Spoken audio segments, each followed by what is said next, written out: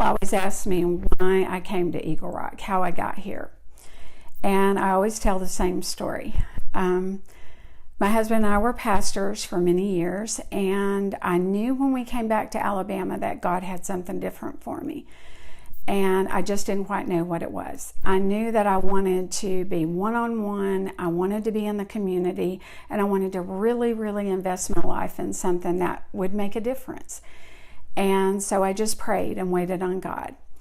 My husband was doing some volunteer work at Eagle Rock at that time, and I went to take him lunch one day. And as I drove up the driveway, a little boy came running down the driveway, and I stopped and rolled down the window, and he stuck his head in all the way over me to see the food that I had. And he said, "Do you have something to eat?" And so that was the day that a little boy named Snacky captured my heart. And we had lunch together that day. My husband and I shared our lunch with him, and it's also the day that I met Scott Hilton. And we went into his office, and I could not believe that such a place existed when I'd been raised here my whole life, and I knew nothing about Eagle Rock or the work that was done there. And I asked every question imaginable. I asked, who are you? How did you get here? What do you do? Where do these boys come from? How do you help them? How do you make a difference? And he answered every question.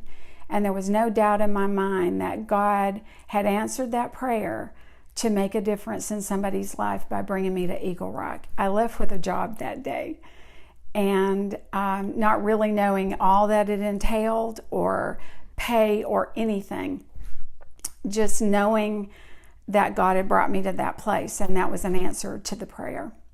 So fast forward 11 years later, I have invested my life in Eagle Rock. There have been lots of boys through these doors that captured my heart, and I believe 100% in everything that we do. We make a difference, one boy at a time, partnered with people in this community, from every dollar that's given to people that work and give of their time, to people that take a boy home for Christmas. I mean, it matters because it really does change their life.